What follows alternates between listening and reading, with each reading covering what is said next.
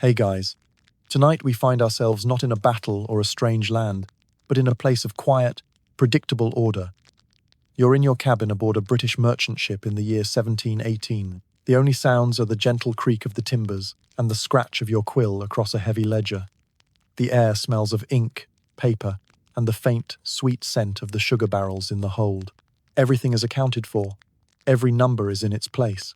Your world is one of logic and commerce, a fragile bubble of civilization floating on the vast Caribbean Sea.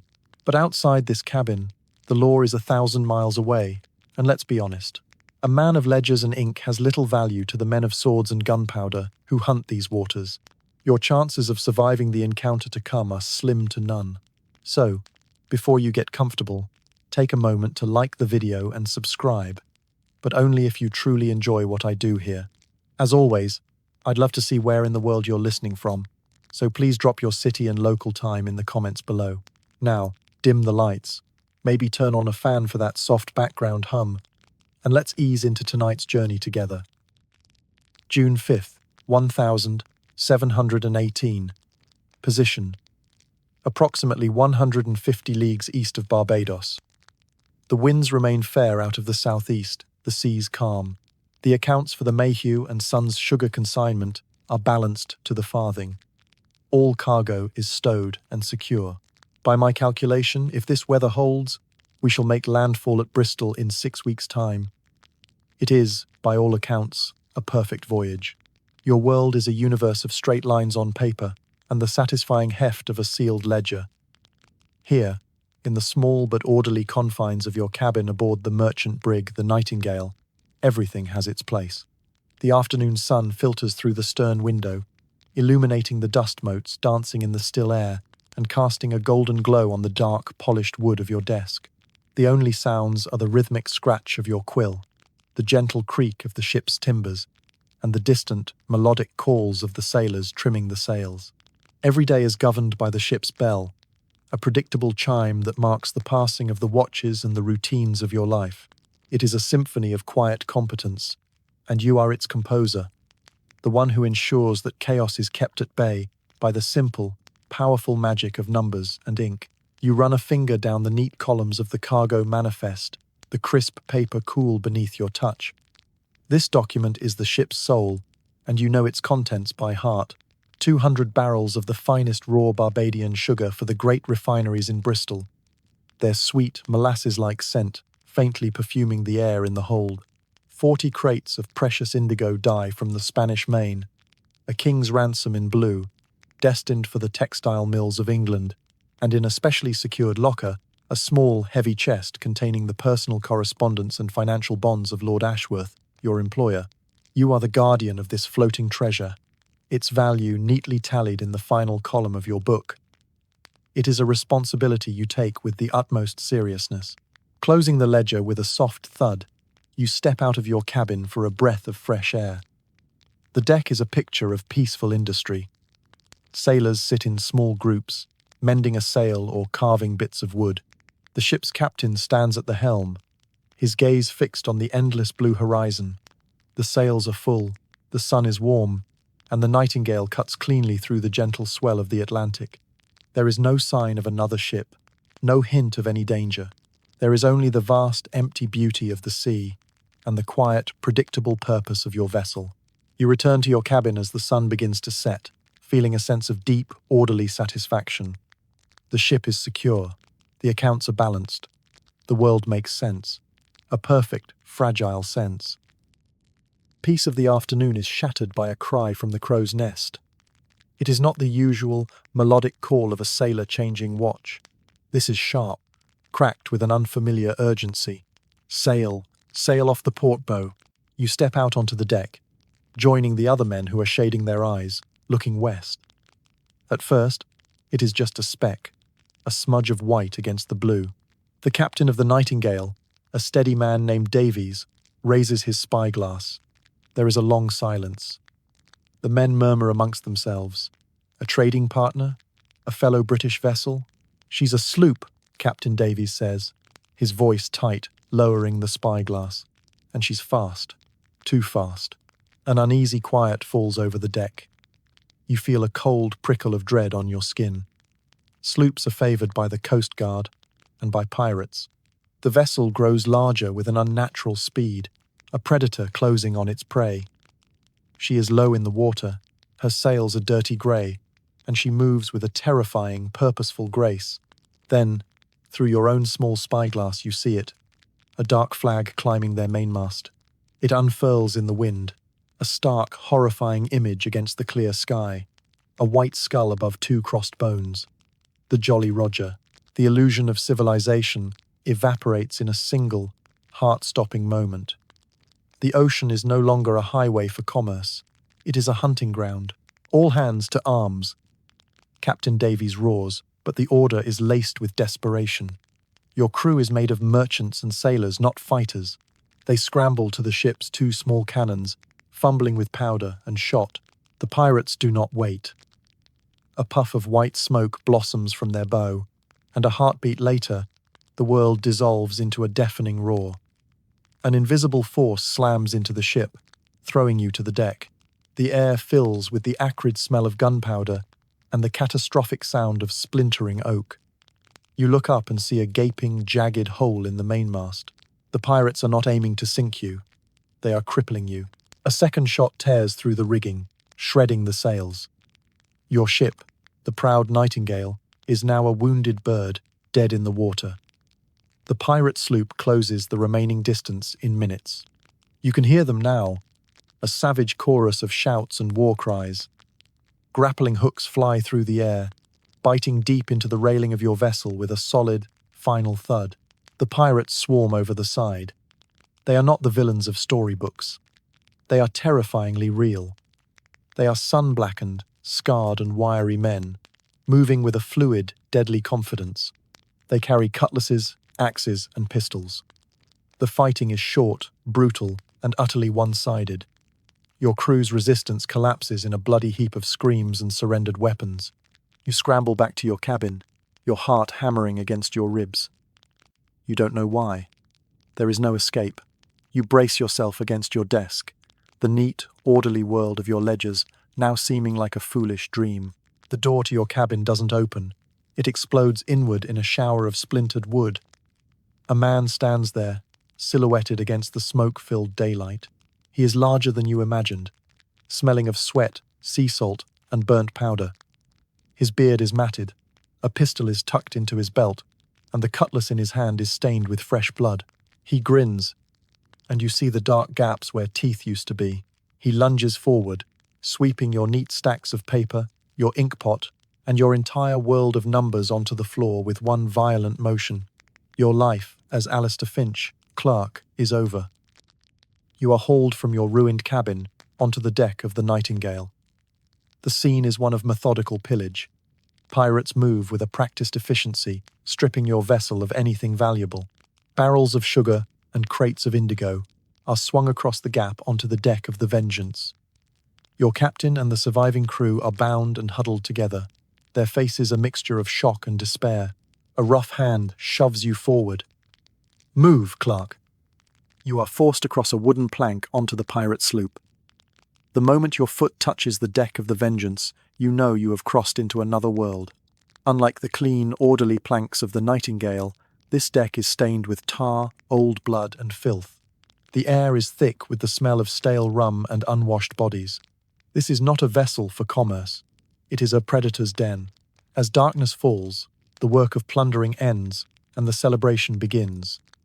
The deck of the Vengeance transforms into a vision from a nightmare. Lanterns are lit, casting long, dancing shadows that turn the pirates into grotesque caricatures. They smash open a cask of your ship's finest rum and pass around brimming tankards, their voices rising in a loud, discordant chorus of sea shanties. You are tied loosely to the base of the mast, a spectator to your own ruin. The pirates feast on your captain's salted beef, dance clumsy jigs with stolen bottles in hand, and argue loudly over the division of the most trivial spoils. It is a world without rules, without civility, without any of the quiet order that has defined your entire existence. This is pure, raw, chaotic freedom, and it is the most terrifying thing you have ever witnessed. A massive figure detaches himself from the chaos and stumbles towards you. It is the one-eyed brute from the boarding party, the one called Finn.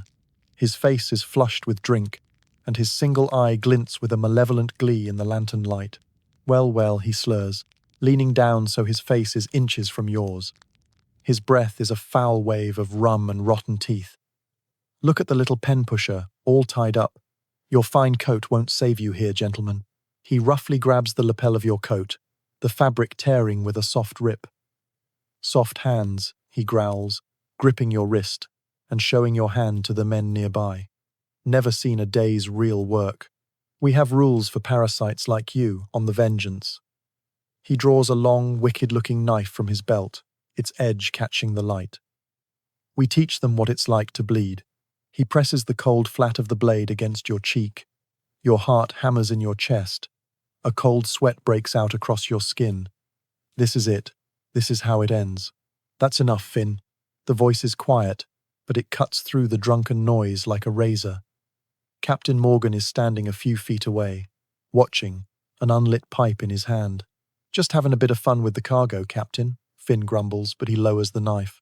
He is not cargo, Morgan says, his voice dangerously calm. He is an asset. For now, go drink yourself into a stupor with the others. But leave him be. Finn gives you one last, hateful glare, a promise of future violence, before spitting on the deck near your feet and lurching back into the celebration. You close your eyes, but the images are burned into your mind. The firelight, the leering faces, the glint of the knife. This is your new world. There is no logic here, no balance sheet. There is only the law of the strong and the terror of the weak. The man you were this morning, the scholar, the gentleman of Bristol, is a ghost, and you are just a body tied to a mast, praying you live to see the dawn. The dawn arrives, not with hope, but with a throbbing headache and the raw ache of ropes chafing your wrists. The pirates are slow to stir, their drunken celebration having left them groaning and sullen. You are cut down from the mast by a pirate who doesn't speak, only shoves you towards the stern. Your destination is the captain's cabin. You expect this is the final walk, the place where your fate will be decided. The captain's cabin on the Vengeance is not the sty you expected. While cramped and smelling of stale tobacco smoke, there is a semblance of order here that is absent on the deck. A large, detailed chart of the Caribbean is spread across a table, weighted down at the corners with daggers. A shelf holds a small collection of stolen, leather-bound books alongside a brass astrolabe and a spyglass. This is the den of the ship's brain, not just its brawn. Captain Gravehand Morgan sits behind the table, cleaning a pistol with an oily rag. He doesn't look up as you're shoved inside. "Leave us," he says to your guard, and the door thuds shut, leaving you alone with him. He gestures with the pistol towards one of your own ledgers, which lies on the table amidst the charts. "Read," he commands, his voice a low gravel. Your voice trembles at first, the words catching in your dry throat. But the familiar text is an anchor in a sea of terror. You read the entry for the Mayhew and Sons sugar consignment, your voice growing steadier as the rhythm of the language takes over. When you finish, he is silent for a moment, his eyes assessing you. So, the rumors are true. You can make sense of the scribbles. He leans forward, the interrogation beginning in earnest. "Tell me, Mr. Finch, the indigo dye from the Nightingale. What is its value in London?" You hesitate, and he raises an eyebrow. "I can assure you," he says softly, "that a lie will be far more dangerous for you than the truth. You fight for your life with the only weapons you have. Facts. At current market rates, around £400 sterling per crate, sir. But it's perishable. It would fetch a higher, quicker price in a place like Port Royal, perhaps £300, but with less risk." He nods slowly, absorbing the information. The questions continue, sharp and precise. He asks about the other ships in your convoy, their routes, their cargo. He asks about the best merchants in Barbados to ransom personal effects to. He is not a simple brute. He is a businessman, and his business is piracy. Finally, he leans back, a calculated look in his eyes. Through the thin cabin wall, you can hear the angry, drunken shouting of one-eyed Finn on the deck. Morgan hears it too, Finn and his ilk see only a soft-handed gentleman, the captain says, gesturing vaguely towards the deck. They see a throat to be slit, an easy piece of sport. He levels his gaze at you. I see an opportunity. Every man on this ship can swing a cutlass. How many can read a manifest? How many can calculate the profit margin on indigo dye in Amsterdam versus Tortuga? He stands and walks around the desk, stopping in front of you. Your life as a prisoner is over, Mr. Finch. I am promoting you. You are now the clerk of the vengeance. You will keep my accounts. You will read my charts. You will inventory my plunder. You will make yourself useful. And in return for your usefulness, he adds, his voice dropping to a whisper, I will keep Finn from skinning you for a wineskin. Do we have an agreement? You can only nod, your mind reeling. You step back out into the harsh sunlight of the deck, blinking. You are alive, but your life is no longer your own. It is now an entry in Captain Morgan's ledger, an asset to be managed, a tool to be used. You have survived the brutes, for now only to be owned by the pragmatist, and you do not know which fate is worse. The next day, a strange formality settles over the ship. The drunken chaos is gone, replaced by an air of serious, sober business. The entire crew is summoned to the main deck. You are led out from the captain's cabin and made to stand near the mainmast, a prisoner on display, the subject of the day's final, most important transaction. In the center of the gathering stands Silas the Judge Croft, the quartermaster. He is not a man of grand pronouncements like the captain, nor a brute like Finn. He is old and weathered, with a quiet, steady authority that seems to emanate from him. He stands beside an open sea chest, filled with the gold and silver coins, the jewelry, and the valuable trinkets plundered from the Nightingale. In his hand, he holds a tattered, wax-stained piece of parchment. The account is open, he calls out, his voice a gravelly rumble. We divide the prize, as is our right, according to the articles.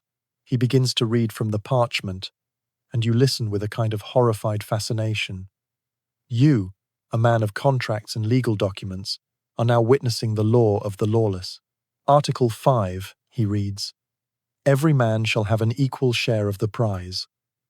Article 5, the captain and the quartermaster shall receive 2 shares, the master gunner, the boatswain, and the surgeon, a share and a half. He continues down the list, a bizarrely orderly system for dividing stolen wealth. He sets aside portions for the ship's fund, for compensation to men who lose a limb in battle. It is a society with rules, you realize, as structured and binding as any you have known. He then presides over the division, his eye missing nothing, ensuring every man gets his due. When the last coin has been counted out, he gestures towards you. That leaves one final piece of the prize to be accounted for. The clerk, Mr. Finch. One-eyed Finn steps forward, a menacing grin on his face. He's no prize. He's a liability, he spits. A gentleman's spy in our midst. We should give him a taste of the lash and maroon him on the next sandbar. That's the only profit we'll get from his kind. A murmur of agreement runs through some of the crew. Your heart turns to ice, but then Captain Morgan steps forward, positioning himself between you and Finn. He doesn't address the brute directly, but speaks to the whole crew. You've all got your shares today, Morgan begins, his voice calm and reasonable. Good plunder from a fat merchantman. But how many fat merchantmen have we let slip by because we mistook them for warships? How much plunder have we lost because we didn't know its true value? He turns and points at you. This man is not a fighter. He is a tool. A cutlass can take a prize, but a quill can tell us which prize is worth taking. He can read the manifests of ships we sight from a distance. He can keep our accounts so no man is cheated. He can write my demands for ransom so that a governor might actually pay them. He lets his words sink in, then delivers the final, perfect argument. I am not asking you to like him. I am not asking you to trust him. I am telling you that with him, every man's share on the next prize will be larger. He is an investment. It is a battle between two of piracy's core tenets, raw, hateful prejudice and calculated, all-consuming greed. Silas Croft raises a hand for silence. The captain has made his case. The matter must be put to a vote, as the articles demand.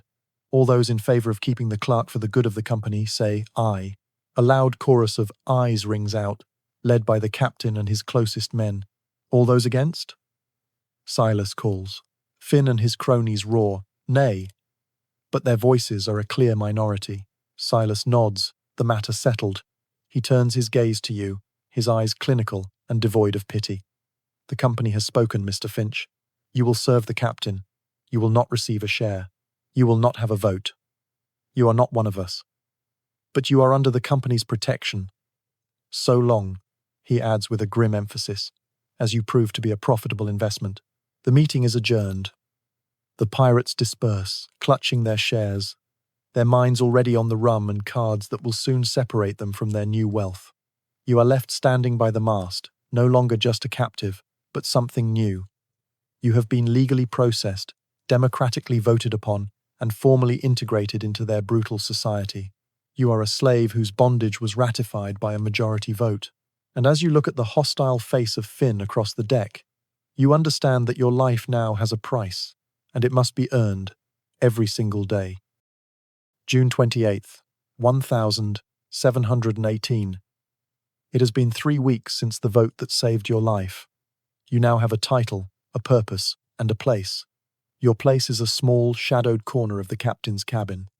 Your desk a sea chest that rocks with the constant motion of the ship. Your purpose is to serve the man who spared you. And your title, you think with a grim internal irony, is Keeper of the Devil's Ledger. Captain Morgan provides you with a new account book, ironically bound in fine Spanish leather, taken from your own captain's quarters. He gives you a quill, an inkpot, and your orders. Every item from the Nightingale, he commands, his voice leaving no room for argument. Every bolt of cloth, every barrel of sugar, every personal effect. I want it catalogued. I want to know its worth in Port Royal and in Nassau. This ship is a business, Mr. Finch. You are my accounts department, and so you begin the most surreal task of your life. You dip your quill in ink, the familiar motion, a comfort in this terrifying new world. Your hand, steady and practiced, forms the elegant, looping script of a professional clerk. One crate, containing 40 bolts of fine silk, crimson dye. Origin, the Orient. The words are clean, the numbers precise. You omit the detail that the crate is stained with the blood of the first mate who tried to defend it. 1616. Barrels, Jamaican rum, superior quality. You do not write that you can still hear the drunken songs the pirates sang as they smashed open the first of these barrels on the night of your capture. You work for hours, for days. You are bringing your own meticulous, ordered mind to the chaotic plunder of piracy. Your ledger is a masterpiece of bookkeeping, a perfect record of violence and theft. This juxtaposition is a constant, quiet torment. You are the respectable face of their savage enterprise. During this time, you are rarely left completely alone. A guard is often posted near the cabin door, and it is usually the young sailor, Billy. He is unlike the others. He lacks their hardened cruelty, his eyes still wide with a kind of nervous awe at the life he has fallen into. He brings your meagre meals of hardtack and salted fish, lingering for a moment each time, watching you work. Is it true you can make any word you want with that stick? He whispers one afternoon, nodding at your quill. You look up from your work and simply nod. He stares at the ledger, at the mysterious, powerful symbols marching across the page. My Da was a fisherman, he says quietly, as if sharing a great secret. Never did learn his letters. Said the sea was the only book he needed to read. He looks away, a flicker of sadness in his eyes. He is the first person on this ship to speak to you not as a prisoner, or an asset, or a target, but as another man. A cautious, fragile bridge begins to form between your two solitary worlds. You close the ledger as the sun sets, the light from the stern window fading. The page is a flawless accounting of the day's inventory. The profits are clearly tabulated.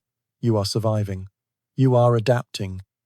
And you realize, with a cold knot of dread in your stomach, that you are becoming very good at this job. You are the man who gives their chaos a respectable numerical face. You are no longer just a captive. You have become the devil's own clerk. July 15th, 1718. As your utility has been proven, the invisible chains of your captivity have loosened. You are no longer confined to the captain's cabin. You are allowed to move about the deck, a silent, observant ghost in this violent world. You have learned that to survive here is to understand the ship not just as a vessel, but as a living body, with its own rhythms, its own ailments, and its own unlikely healers. Your first lesson in this new anatomy comes from the man they call Chips. He is the ship's carpenter, a quiet, sinewy man who seems to be in a constant, silent conversation with the Vengeance. While other men drink, gamble, or sleep, you see Chips walking the deck, his calloused hands resting on the mast, his ear pressed against a bulkhead. He taps at a plank, listening for the telltale thud of rot. He inspects the tarred seams, his eyes tracing lines that are invisible to you. He is the ship's physician, diagnosing its stresses and patching its wounds with a quiet, tireless competence. You realize that without his endless work, all of Morgan's ambition and Finn's brutality would already be at the bottom of the sea.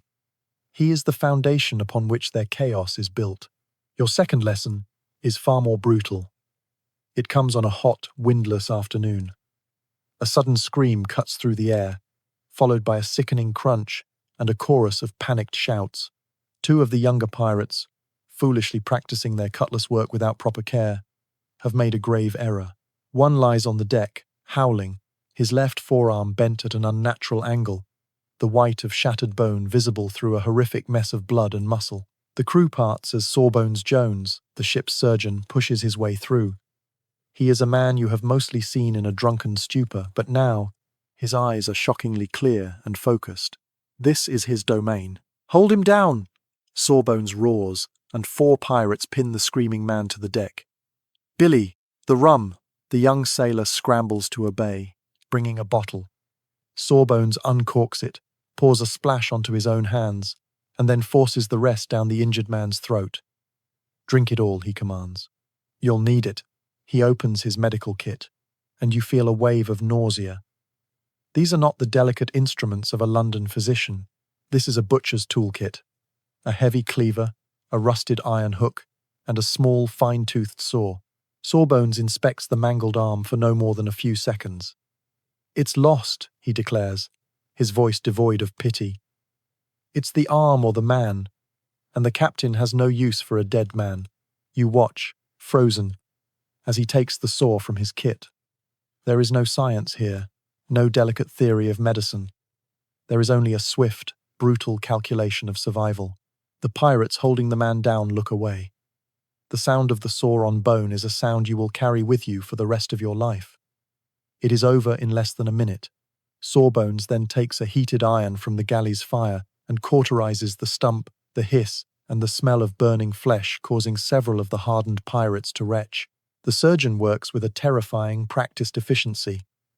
You, a man of theoretical knowledge, can only stand by, horrified by the brutality, yet grimly impressed by the skill. This is the reality of medicine in a world without options. That night, you write in your journal by the light of a swaying lantern. 2 men keep the Vengeance alive. One is the quiet hammer of Chips, which preserves the wood. The other is the bloody saw of Jones, which preserves the flesh. They are the high priests of a brutal religion, survival at any cost. And you, with your neat columns and balanced accounts, you realize you are becoming a priest of it too. You are managing the ship's third essential element, its profit. Your tools are just cleaner. August 3rd, 1718. The ship plies the warm, empty waters of the Caribbean. A sense of weary routine has once again settled over the crew. Your life has found a strange, precarious balance. You are the clerk, the record keeper. You are neither pirate nor prisoner, but a tolerated ghost who lives in the margins of their world. Your continued survival depends on your utility, a fact you are never allowed to forget. Your next task is a tedious one, assigned by Captain Morgan. He points you to a large, battered sea chest in the corner of his cabin, a collection of documents and books taken from various prizes. "Go through that," he orders. "Most of it is worthless prayer books and letters. Burn them. But see if there are any charts or manifests of value." You spend the day in the stuffy, humid cabin, sifting through the detritus of other men's lives. You find love letters never delivered, merchants' accounts that end mid-sentence, a book of Spanish poetry.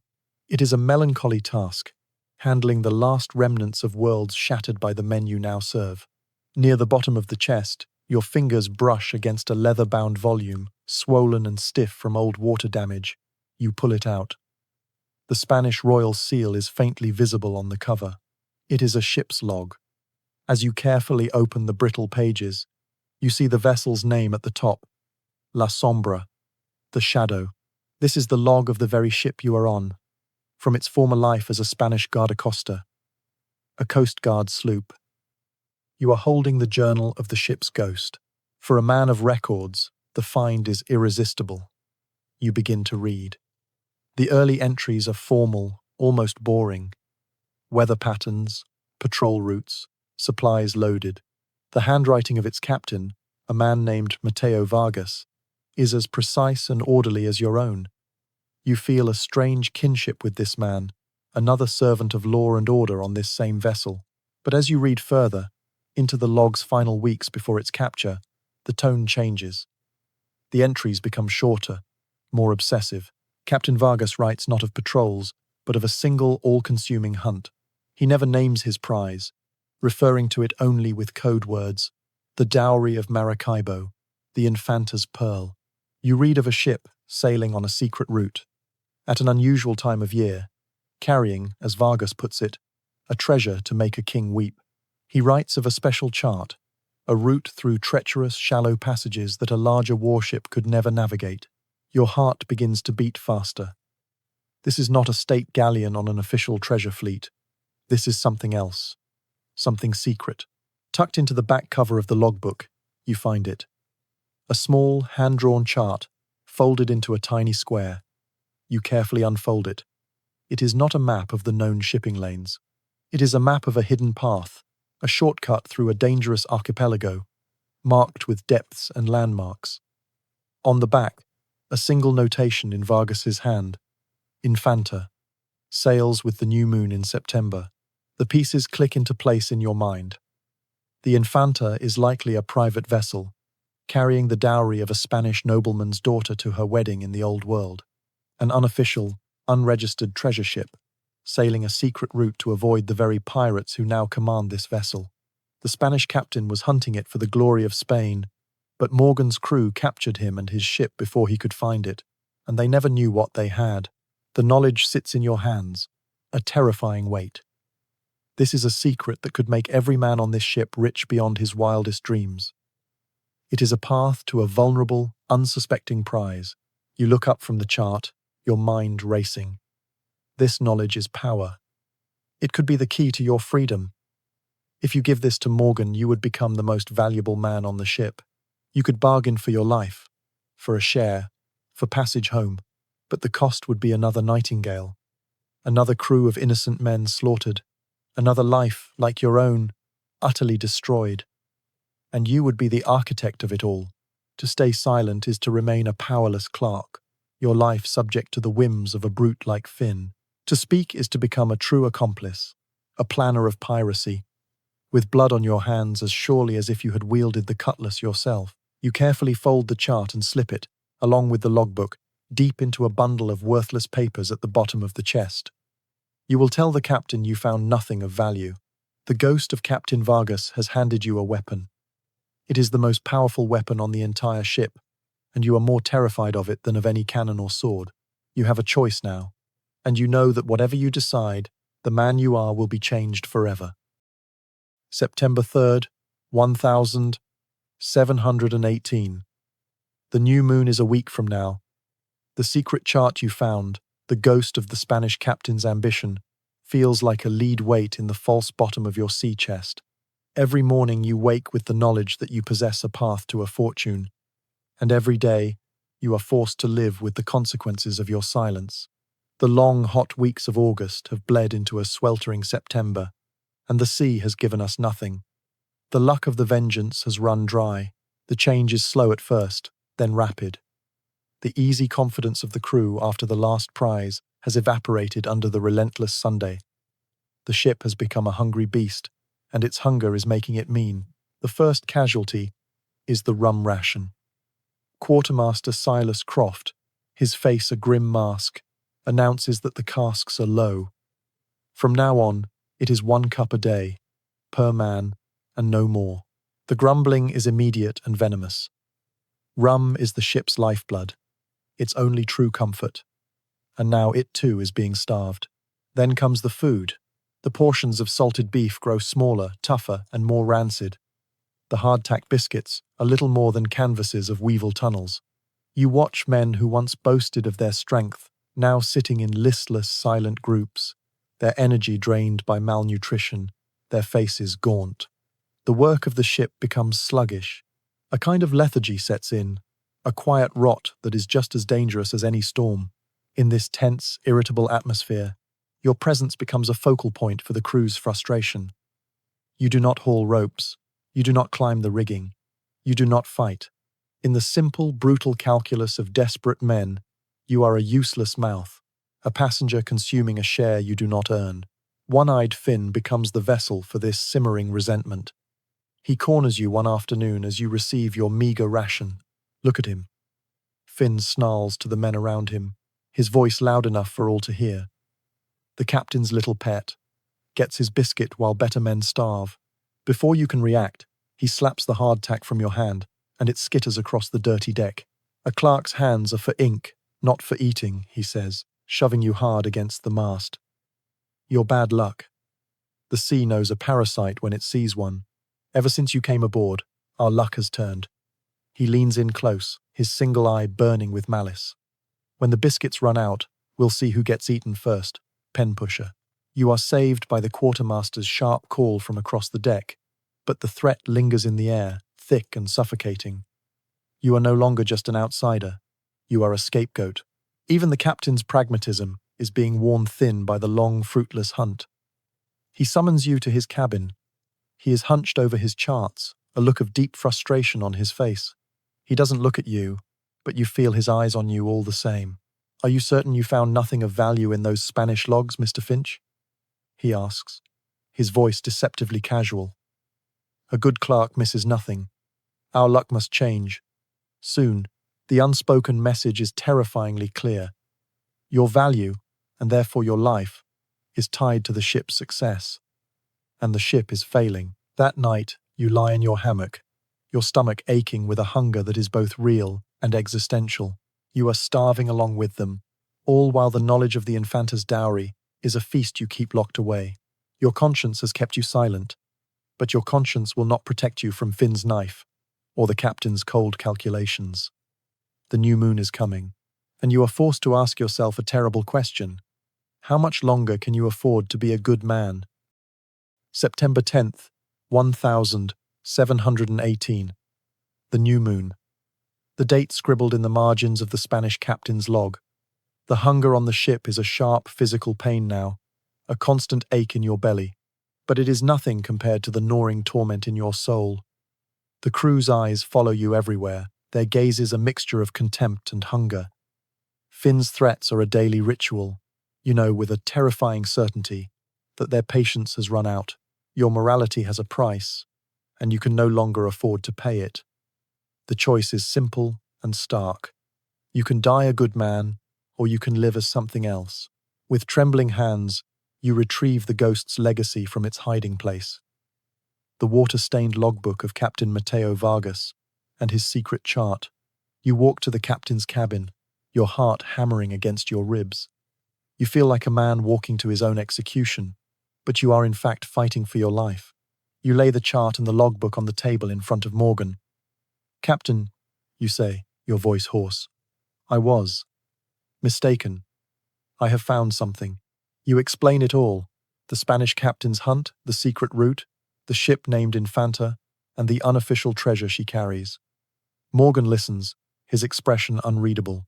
He picks up the chart, his eyes tracing the dangerous, shallow passages.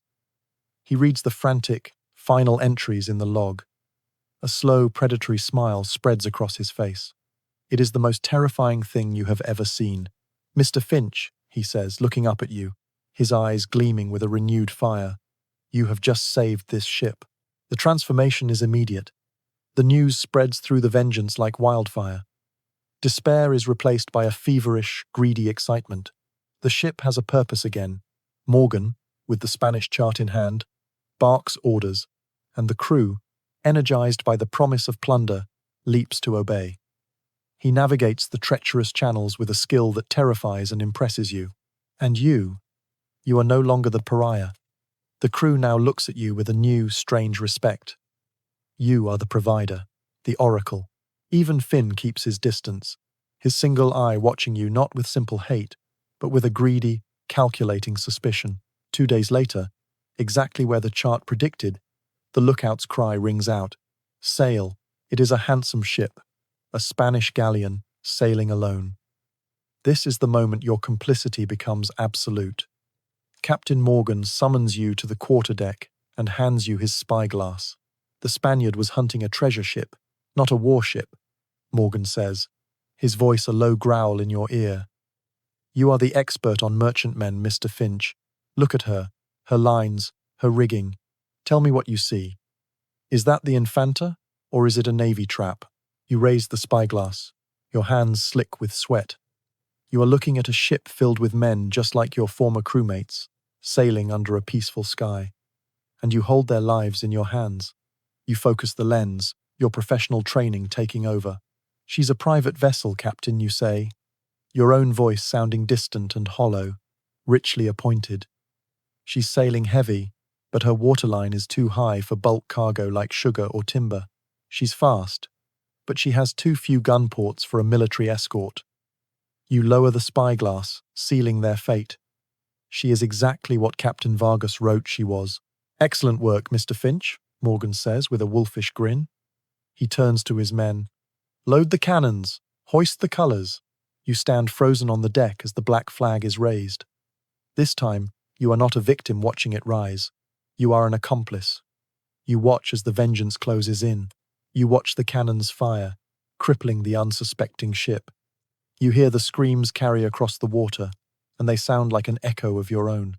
You see the pirates swarm over the side, a wave of violence you have just unleashed. The sounds of a one-sided battle ring in your ears, but you feel no fear, no shock, only a profound, chilling emptiness. You made your choice. You chose to survive. The price of your life was the destruction of theirs. As the pirates shout in triumph, you realize the line you thought you would never cross is now a distant speck on the horizon behind you. You are no longer Mr. Alistair Finch, captive. You are a part of the machine.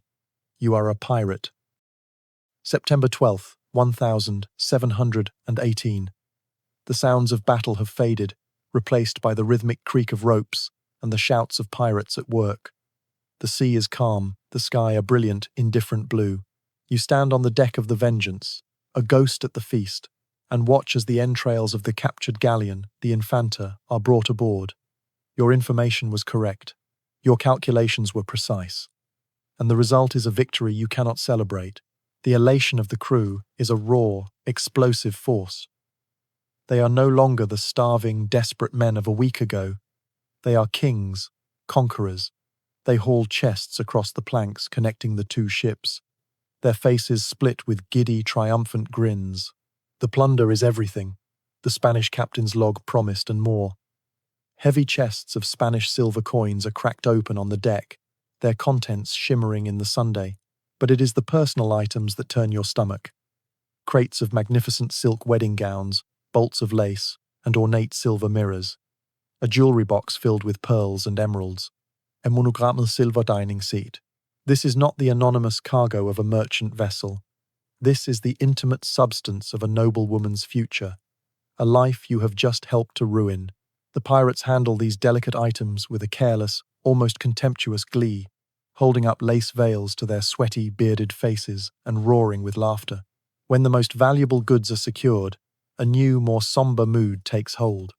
The fleeting moment of triumph is over. Now, the dark business begins. Captain Morgan calls a council on the quarterdeck. Silas the quartermaster is there, as is a gloating one-eyed Finn. The captured Spanish captain and a handful of his officers and noble passengers, including a terrified young woman who must be the owner of the dowry, are held under guard nearby. You are summoned to stand at the edge of the circle, Your presence as the clerk now required. The prize is taken, Morgan begins, his voice all business.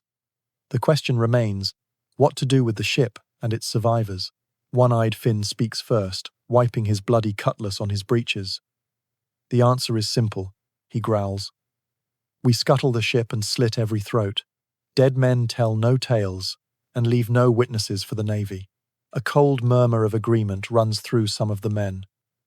It is the simple, brutal logic of self-preservation. But Silas Croft, the quartermaster, shakes his head. Bad for business, Finn, he says calmly. Word gets out that we give no quarter, and every ship will fight to the last man. It costs us time, powder, and lives. He gestures to the noble passengers. They are worth more alive than dead. We ransom the nobles. We maroon the sailors on the next island, give them a fighting chance, as is the custom. And we sell the galleon itself in Tortuga. She's a fine ship. Morgan turns to you. Mr. Finch, he says, his voice flat. You are a man of commerce. What is a galleon like the Infanta worth at a discreet port? The question is a physical blow. You are now being asked to appraise the value of the ship you helped them capture, intact, with her rigging and papers. Perhaps 2,000 pieces of 8, you manage to say, your voice a dry whisper. Morgan nods, absorbing the information. He looks from Finn's brutish certainty to Silas's cold pragmatism. Silas is right, he declares. Killing passengers is a fool's game. We will hold the lady and her father for ransom. A message will be sent to the governor of Havana. He then looks at the captured Spanish captain, but resistance must have a price. He gives a short, sharp nod to his men. Make an example of the captain. The rest of the crew goes ashore on the next spit of land. His decision is final. It is a terrifying blend of mercy and cruelty, all dictated by a cold, financial logic. You watch as they lead the Spanish captain away, and you feel nothing but a profound, chilling emptiness. This is the reality of the victory you enabled. It is not a moment of glory. It is a series of grim, practical decisions. The elation of the pirates has already vanished, replaced by the logistical concerns of managing their new human and material assets. You have shown them the path to this treasure, and now you must stand by and witness them liquidate it, piece by bloody piece. October 3rd, 1718. The elation from the capture of the Infanta has faded, replaced by the mundane realities of consumption. The rum has been drunk, the finest foods consumed, and the pirates are growing restless once more. But there is a more pressing problem. The Vengeance has grown sluggish. She feels heavy in the water, slow to respond to the helm. Her hull, a year at sea without proper maintenance, has become a garden of barnacles and sea worm, a shaggy green coat that is strangling her speed. And for a pirate sloop, speed is life. Captain Morgan finds what he's looking for after days of searching. A hidden cove on an unnamed island, protected by a treacherous reef that would tear the bottom out of any deep-drafted Navy frigate. It is the perfect place to perform the back-breaking, essential ritual of the careenage. There are no gentlemen during a careenage. Silas Croft makes this clear on the first morning. Every man works, he announces, his eyes sweeping over the crew and pausing, for just a moment, on you. The ship does not care if your hands are soft. She only cares that she is made clean. You are forced into a world of raw, physical labor that is utterly alien to you. The work is Herculean. First, the ship must be emptied. You haul dusty powder kegs, heavy cannons, and endless barrels of provisions from the hold, your muscles screaming in protest. Your soft clerk's hands, accustomed only to the light touch of a quill, are rubbed raw and blistered within the first hour. Then comes the great heaving. Ropes and pulleys are attached to the mainmast, anchored to massive trees on the shore. The entire crew, grunting and chanting in unison, pulls with all their might, slowly, painstakingly, heeling the great vessel over onto her side. The ship groans, her timbers screaming as if in agony, until half of her hull is exposed to the sun, a slimy, alien landscape of marine growth. You are given a crude iron scraper and shoved towards the hull alongside the other men. You spend the rest of the day waist-deep in the warm, foul-smelling tidal mud, the tropical sun beating down on your back. The stench is overwhelming. a putrid combination of rotting seaweed, dead shellfish, and mud. You scrape and sweat, your movements clumsy and inefficient next to the practiced rhythm of the sailors. One-eyed Finn works nearby, occasionally mocking your weakness with a cruel laugh, but he is too consumed by the grueling work to give you his full attention. For the first time, you are not an observer or a clerk. You are simply part of the machine, a pair of aching arms contributing to the whole. You see a different side of these men. You see their incredible strength and endurance. You watch Chips, the old carpenter, moving with a quiet authority, directing the replacement of a rotten plank. You see the deep, practical knowledge they have of their vessel, a knowledge that has nothing to do with charts or ledgers. They are not just a chaotic mob. They are a crew of brutally effective sailors. That evening, you collapse onto the sand, every muscle in your body a fiery ache. You look at your hands. They are unrecognizable, caked with mud, crisscrossed with cuts, and blistered raw. They are no longer the hands of Mr. Alistair Finch, Clerk of Bristol. They are the hands of a common labourer. You watch the pirates gathered around a fire, their exhaustion momentarily forgotten as they share a ration of rum. You realize the freedom they so fiercely cherish is not a life of idle plunder. It is a life of constant, grinding labour, a relentless battle against the decay of their ship and their own fortunes, punctuated by brief, violent moments of acquisition. In a strange and painful way, you have finally earned a place among them, not through your intellect, but through your sweat and your shared misery. October 18th, 1718. The Vengeance is whole again. She floats gracefully in the calm waters of the cove, her hull clean and black with fresh tar, her rigging taut. She is a fast, deadly predator once more. The grueling work is done. The crew, their bodies aching but their spirits high, gathers on the white sand beach. The treasure of the Infanta, so long stored in the ship's hold, is about to be spent. Silas Croft, the quartermaster, presides over the final payout. He stands on a sea chest, doling out shares of silver and gold with a grim fairness. The men, who days ago were united in shared labour, are now a collection of individuals, each clutching his own small fortune. Captain Morgan addresses them, his voice booming across the beach. "You have worked like dogs," he shouts, raising a bottle of rum. "Now you will have your reward. 3 days of liberty, no watches, no duties. Eat, drink, and be damned." A roar of approval goes up, and the celebration begins. It is not a party. It is an explosion. The first day is a blur of unrestrained drinking. The pirates, freed from the strict rationing of the sea, consume the stolen rum as if it were water.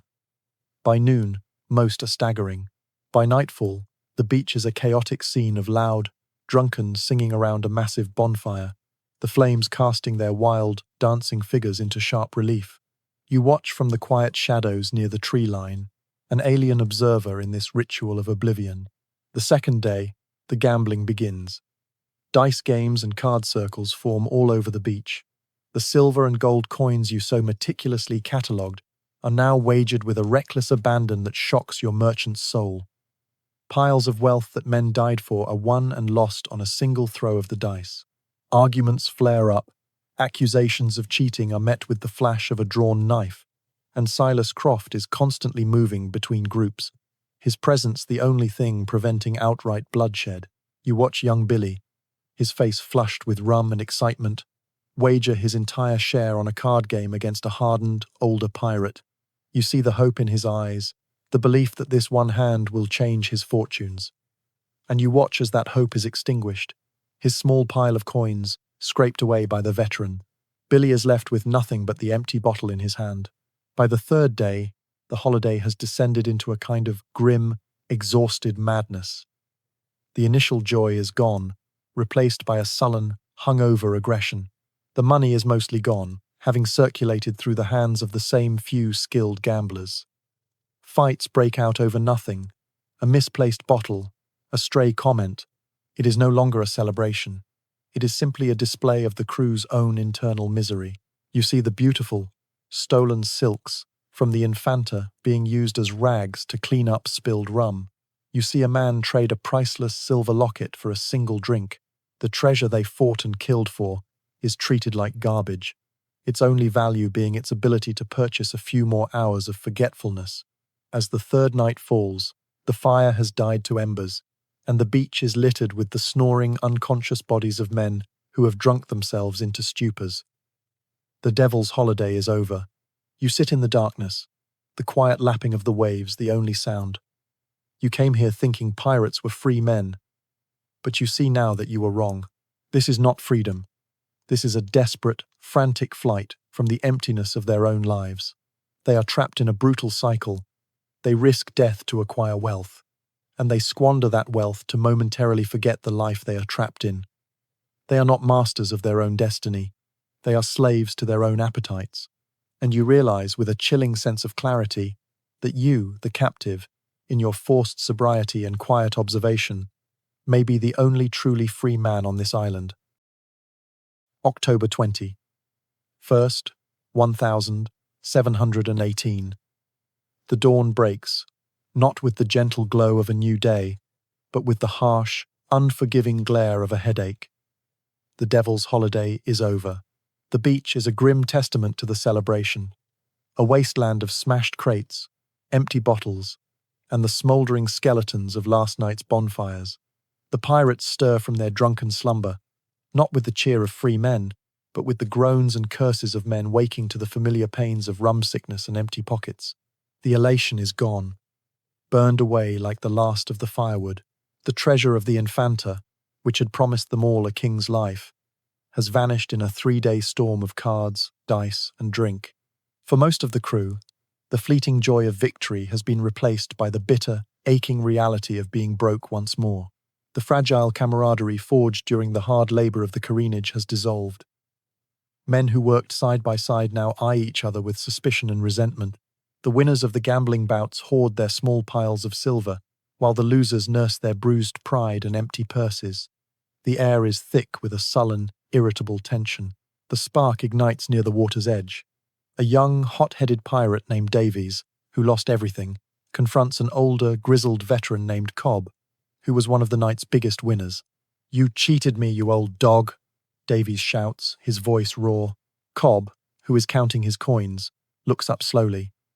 "I played the cards as they were dealt," he says, his voice a low growl. "You played the fool.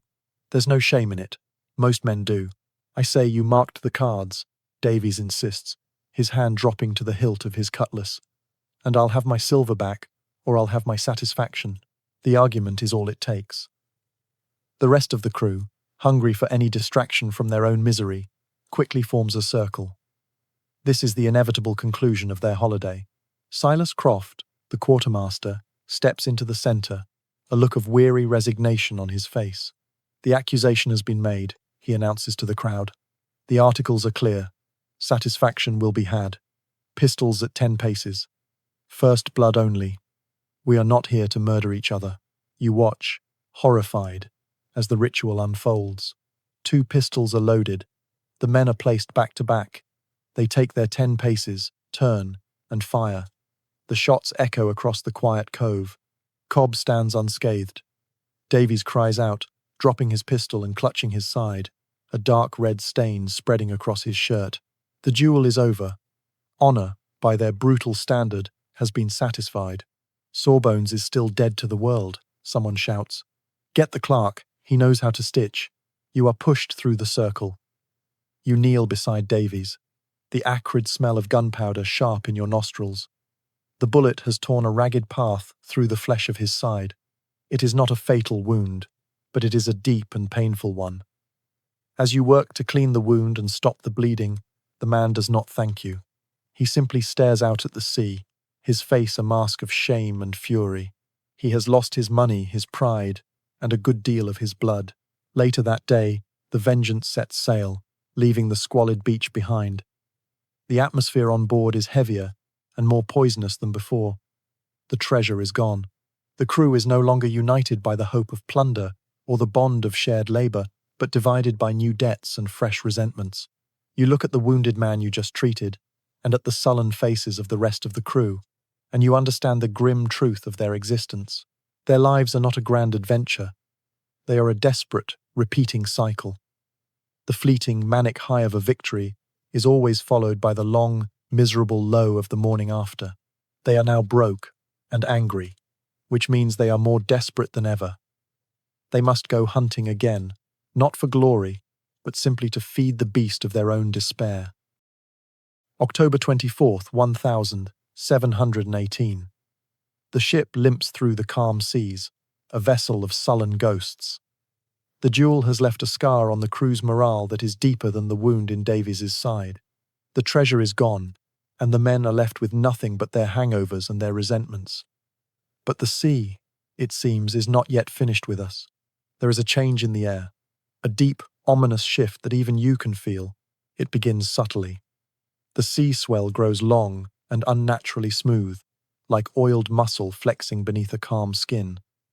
The air becomes heavy, humid, and difficult to breathe.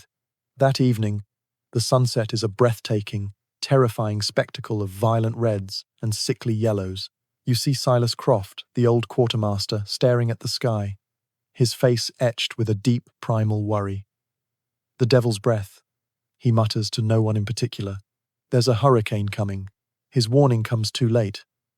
By nightfall, the wind begins to moan, a low, mournful sound that slowly rises to a high-pitched shriek. The sea, so recently calm, awakens into a fury.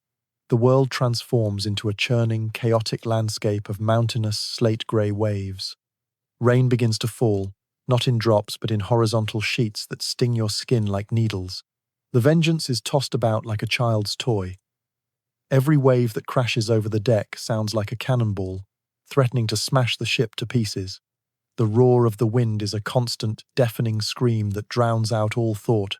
In this moment of pure, elemental chaos, the petty squabbles and simmering hatreds of the crew become meaningless. The gambling debts, the duel, the resentment, all of it is washed away by the immediate, overwhelming threat of annihilation. Captain Morgan comes alive. He is no longer just a pirate. He is a master mariner, a man born of the storm. He stands lashed to the helm, his voice a raw, powerful roar that somehow cuts through the gale, barking orders with a clarity and confidence that commands instant obedience.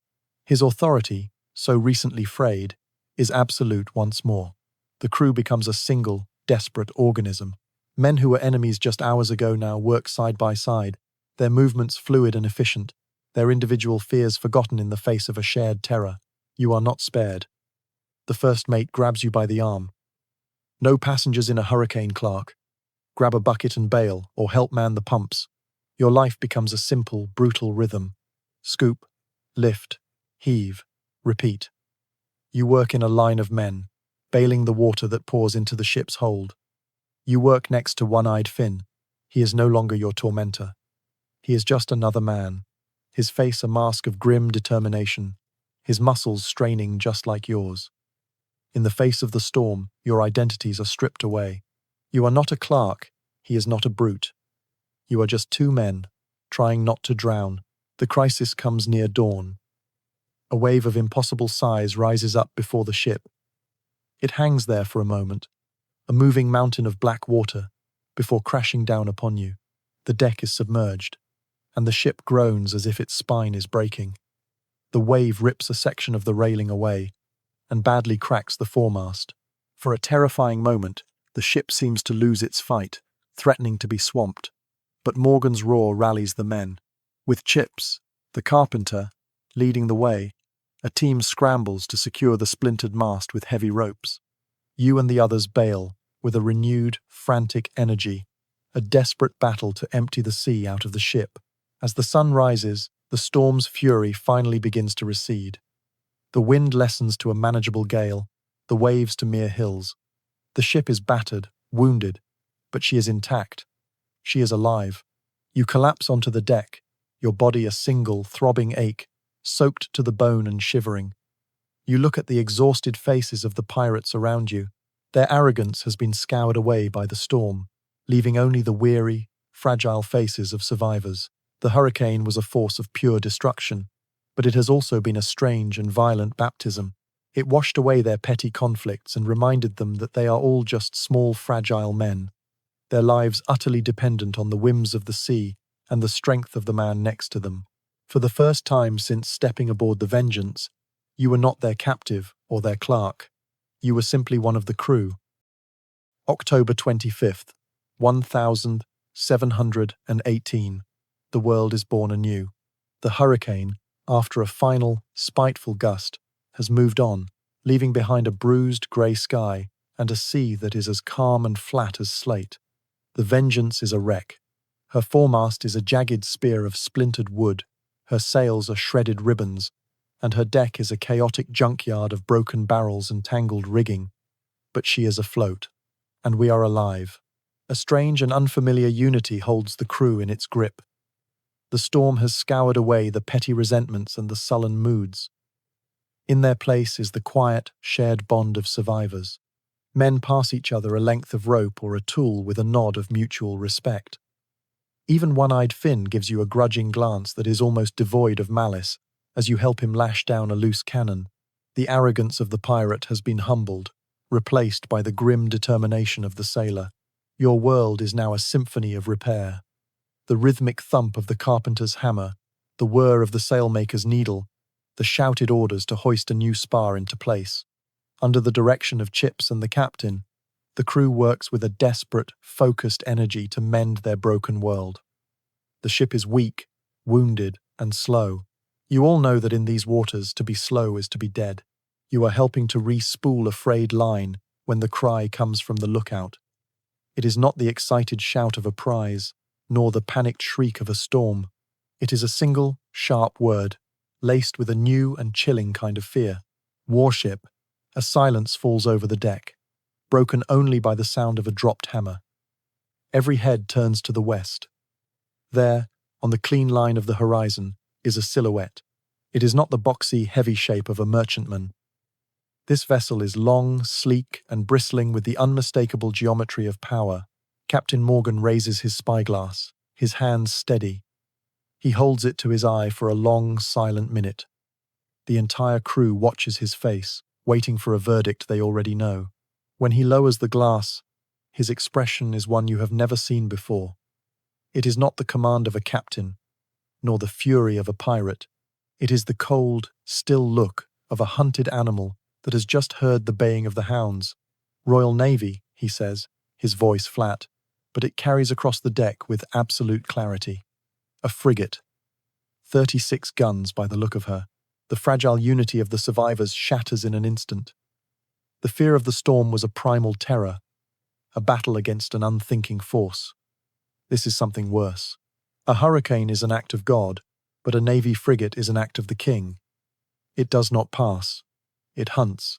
It represents a different kind of ending, not a swift death in the waves, but a slow, formal journey to the gallows. You look at the distant ship, at the clean, white sails, and the perfect, orderly row of gunports. You see the flag flying from her mast, the red cross of St. George, the flag of your own nation. A sight that should bring you comfort instead fills you with a complex and sickening dread. Your rescue might mean the death of every man around you, men with whom you just survived a battle against the sea itself. The frigate alters its course. It has seen you. It is turning to intercept. The hunt has begun.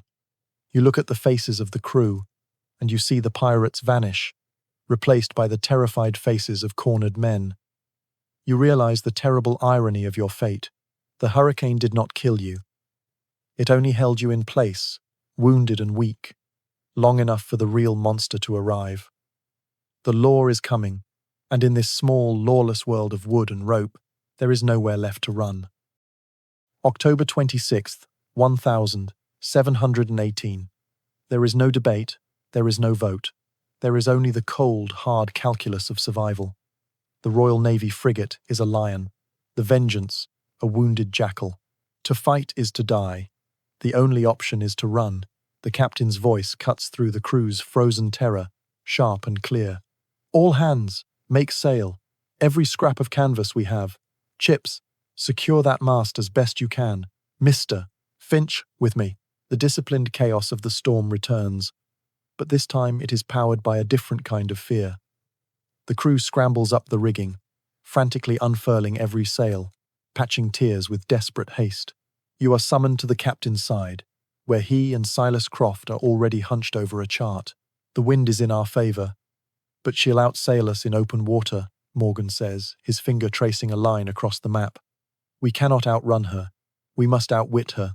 The first day is a grueling, spirit-breaking race. You watch as the frigate, a beautiful and terrifying machine of order and power, slowly gains on you. Her white sails are a perfect, menacing geometry against the sky. Her progress is relentless, inevitable. By late afternoon, she is close enough that you can see the figures of sailors on her deck. The pirates work in a grim, disciplined silence, constantly adjusting the sails to catch every breath of wind, their eyes constantly flicking back at the predator on their heels. As night falls, the frigate lights its lanterns, a string of cold, watchful stars pursuing you through the darkness. The pirates do not light their own, hoping to lose their hunter in the black. Morgan's gambit begins just before dawn.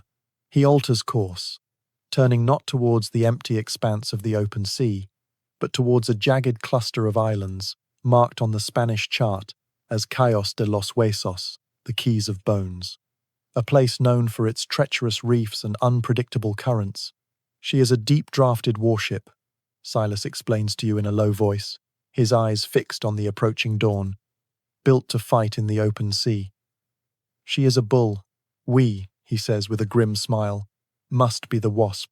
You enter the archipelago, and the nature of the chase transforms. It is no longer a race of speed, but a deadly ballet of nerve and skill. You are now a vital part of the machine. The Spanish chart is spread before you, and you call out the dead captain's warnings. Shallow passage ahead, Captain. Vargas notes a sandbar to port. Morgan, his hands firm on the helm, expertly guides the Vengeance through the turquoise water. The men fall silent, their attention fixed on the swirling currents ahead. Lookouts are posted on the bowsprit, their voices calling out the depth. By the mark, 5.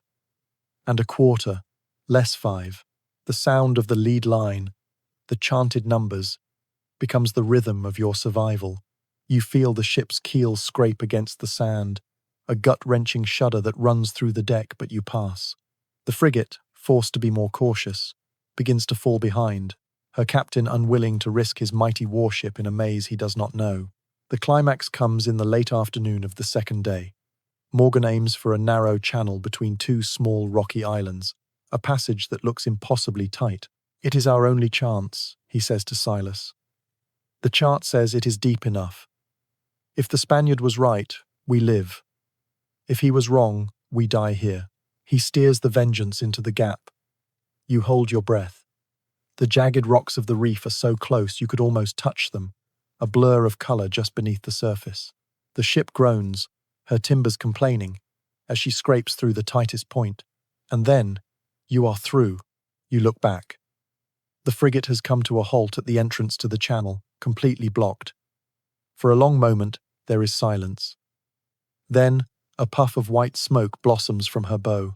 A single cannon fires, the ball skipping across the water far behind you. It is not an attack, it is a gesture of pure, frustrated rage. A ragged, weary, but triumphant cheer erupts from the crew of the Vengeance.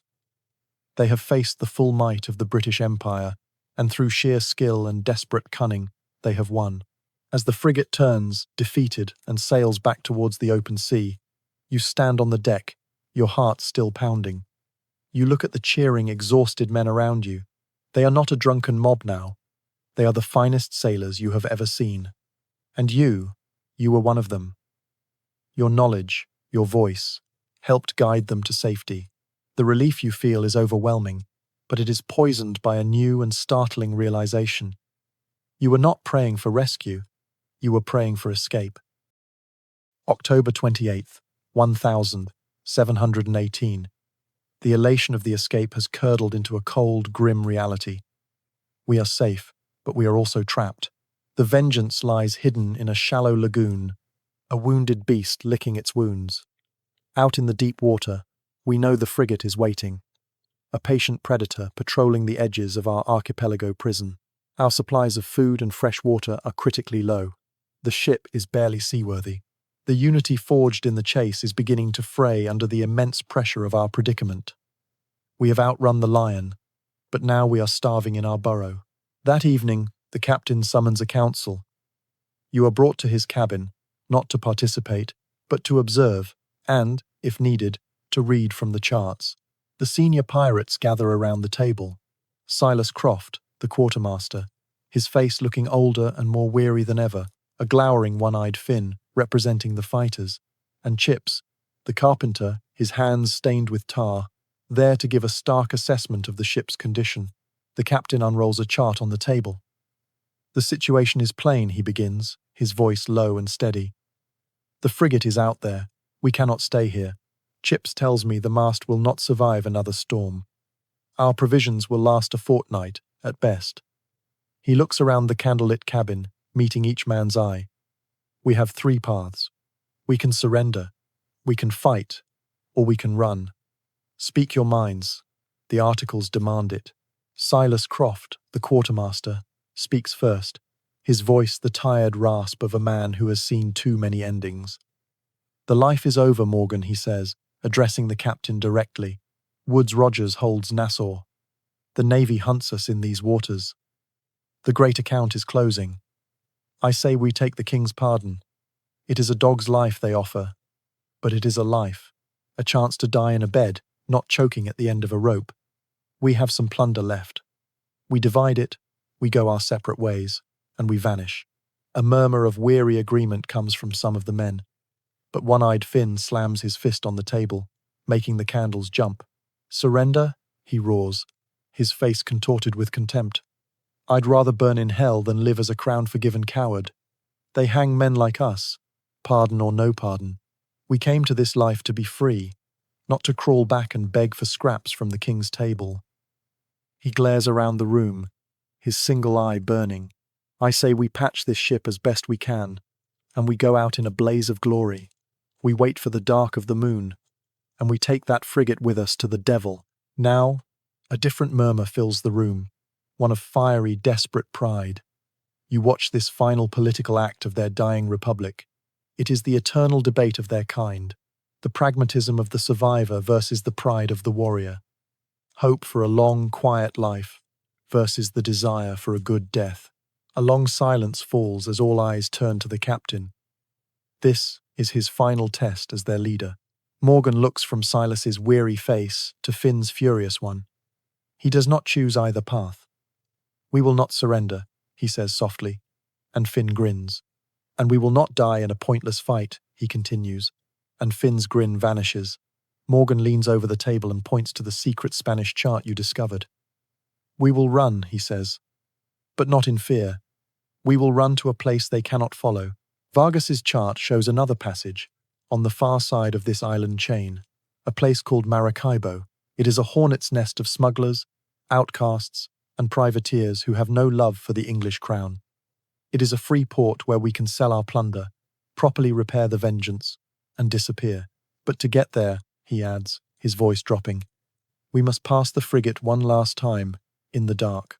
A new energy fills the cabin. It is a plan of sublime, desperate audacity. It is not surrender, and it is not a suicide run. It is a final gamble for true freedom.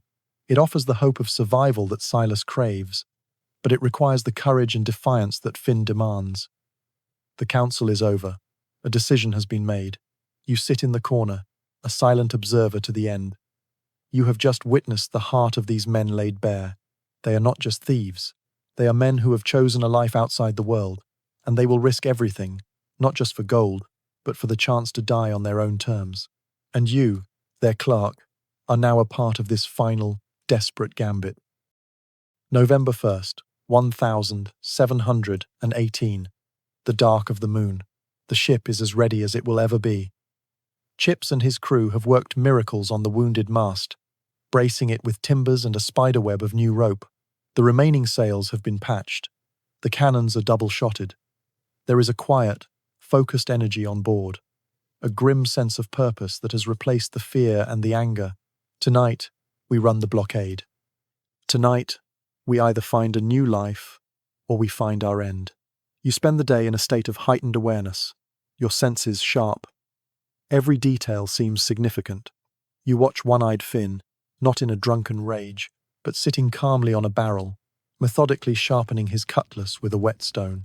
The rhythmic shing-shing-shing of steel on stone is one of the few sounds on the quiet deck. He is not a man afraid of battle.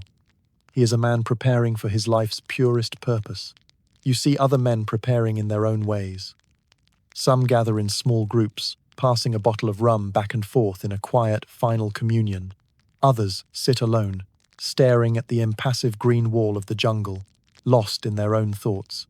Young Billy approaches you, his face pale, and asks you to write a short letter to a mother in Bristol who will likely never receive it. You do so, your quill, forming the simple words of love and regret. As the afternoon sun begins its long descent, casting golden rays across the deck, you find Silas Croft sitting on a coil of rope, mending a frayed line with a sailor's palm and needle. It is a mundane, familiar task, a small piece of order in the face of the great uncertainty ahead. You stand near him, watching the sky begin to burn with colour. "A fine sunset," the old quartermaster says, not looking up from his work. "It might be our last," you reply, the words coming out quieter than you intended. He looks up then, and a weary, knowing smile touches his lips. "Every sunset is a man's last, Mr. Finch. Most just have the luxury of not knowing it." He pauses his work, his gaze turning to the horizon. This life, this great account as we call it, it was never going to last forever. The world is getting smaller. More rules, more laws, more Navy frigates. A time for men like us is passing. "Do you regret it?" you ask. Silas considers the question for a long moment. "Regret?" he says, his voice a low rasp. "No, I regret none of it. I chose my chains. Most men are born into theirs chains of a king, a landlord, a wife. I chose the sea. She's a harsh mistress, but she is an honest one. She'll feed you one day and drown you the next, and she never pretends to be anything else."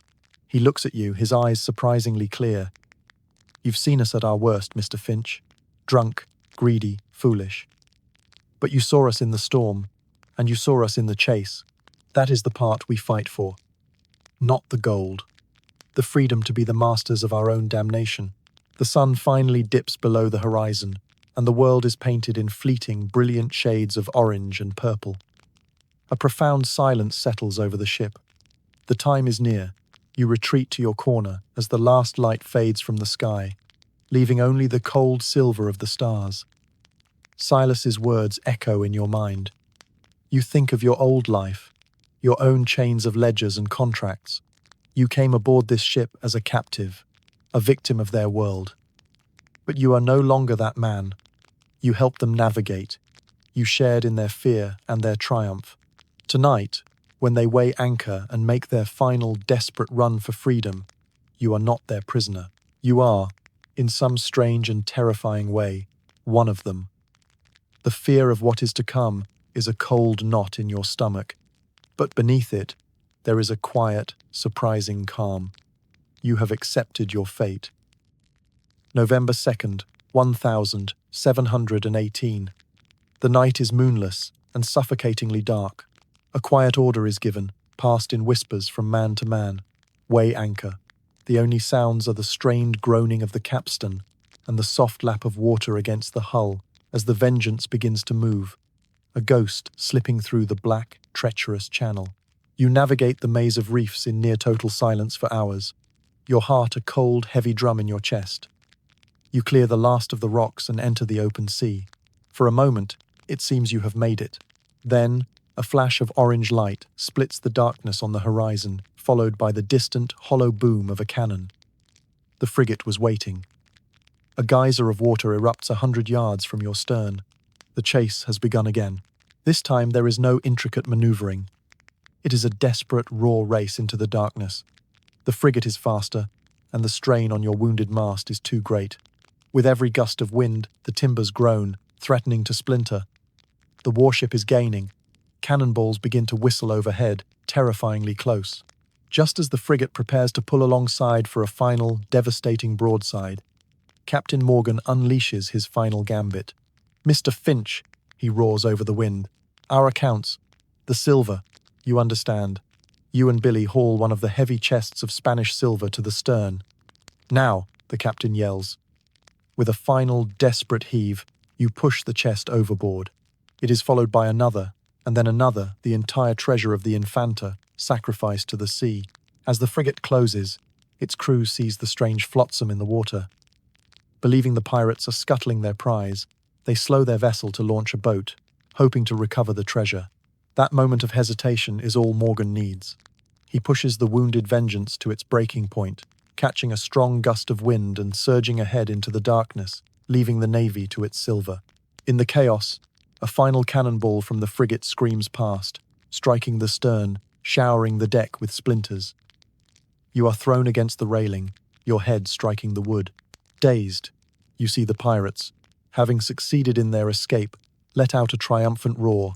You see the frigate shrinking behind them, and through the haze of your concussion you see a dark shape to starboard, a small jungle-covered island, a place you had marked on the Spanish chart. This is your moment. Not a plan, but a pure, animal instinct for a different kind of survival.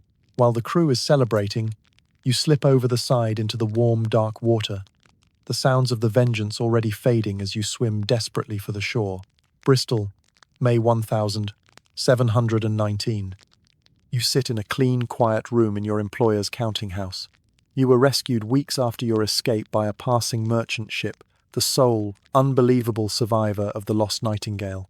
Before you lies a new ledger, its pages white and its lines perfectly ruled. You have been restored to your old life, but the man who holds the quill is not the same. Your hand is steady, but it is scarred from hauling ropes and patching sails. You can balance an account to the farthing, but your mind can still navigate a ship through a hurricane. At night, you do not dream of numbers. You dream of the roar of a cannon, the taste of rum, and the wild, terrible freedom in the eyes of doomed men. You are Alistair Finch, Clark, a man of order, a servant of commerce. You have survived. You have returned. But as you look out the window at the ships in the harbour, their sails so clean and their purpose so clear, you feel a profound and unsettling truth. You were a captive in a den of devils for 9 months, and you know with a certainty that will haunt you for the rest of your days, that a part of you never truly left. And so, Mr. Alistair Finch's long and harrowing journey comes to its conclusion, leaving him forever caught between the world he lost and the one he survived. You, too, now stand on a quiet shore, between the busy day that has passed and the vast, unknown ocean of your dreams. But you don't need to carry the ghosts of the Vengeance with you. Let the roar of the cannons fade. Let the snap of the black flag fall silent. Your only task now is to let the tide of sleep pull you gently away. If our story tonight helped you unwind, a quiet like of the video is always deeply appreciated. And if you'd like to join us for more voyages like this one, consider subscribing to Sleepy History Studio. Thank you for spending your quiet hours with me. May your own long day's journey come to a peaceful end. Until next time, sleep well.